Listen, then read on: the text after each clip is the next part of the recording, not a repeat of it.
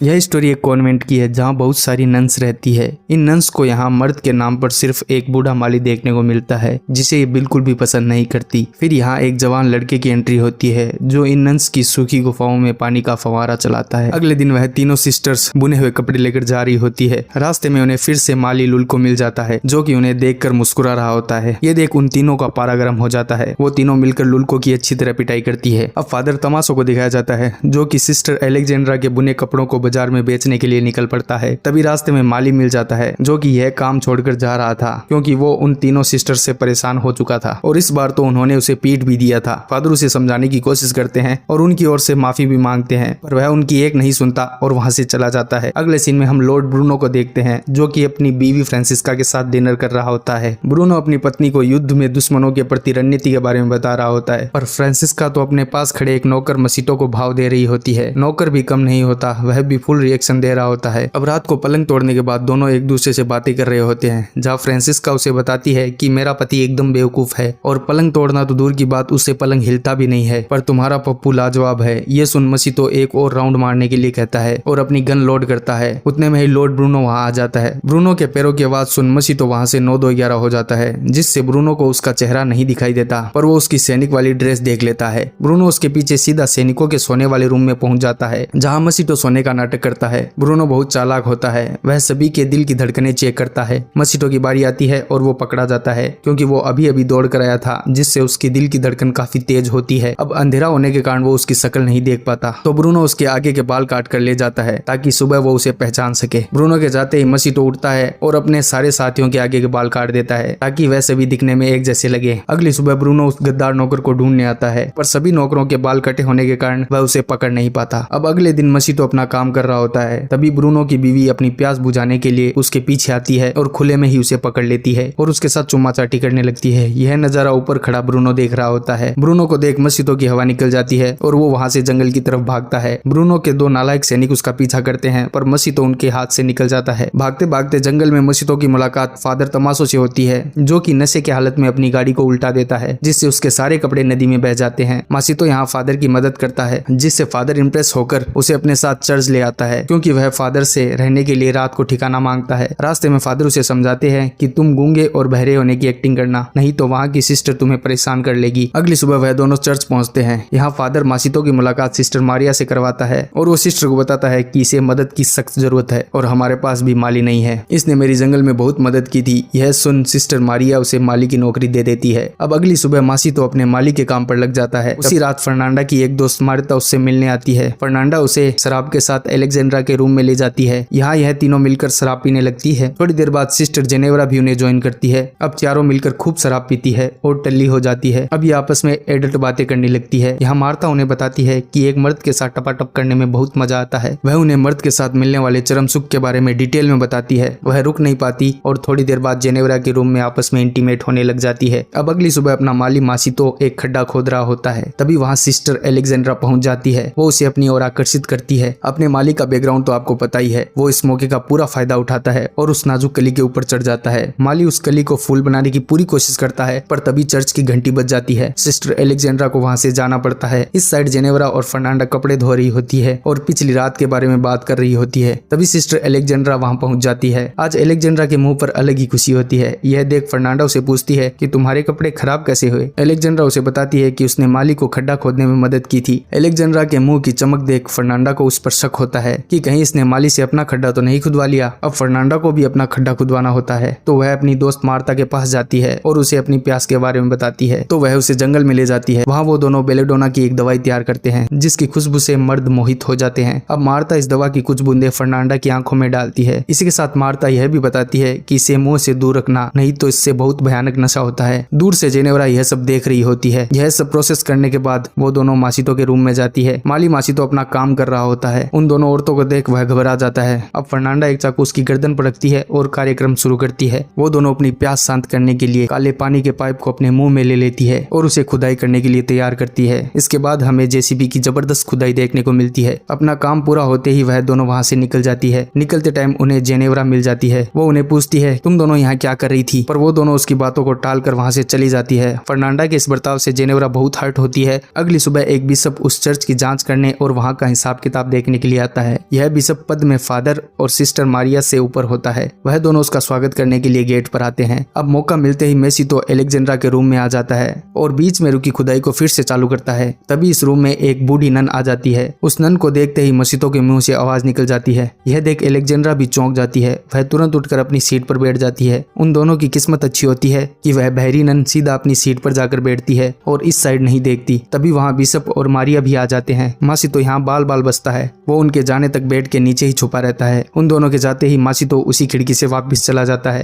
अब हमें जंगल का सीन दिखाया जाता है जहाँ सिस्टर मारिया और फादर मसीतो एक दूसरे से मिलते हैं और प्यार भरी बातें करते हैं। तभी उन्हें जंगल में हलचल सुनाई देती है। यह देख वो दोनों छुप जाते हैं। ये वही 4 प्यार के पंछी होते हैं जो कॉन्वेंट की तरफ जा रहे थे। उनके जाते ही फादर और मारिया दोनों एक दूसरे को किस करते हैं। इसी के साथ ही मूवी समाप्त होती है। दोस्तों जाने से पहले वीडियो को लाइक कर दें, चैनल को सब्सक्राइब कर दें और जाते जाते कमेंट जरूर कीजिएगा। मिलते हैं नेक्स्ट वीडियो में। धन्यवाद।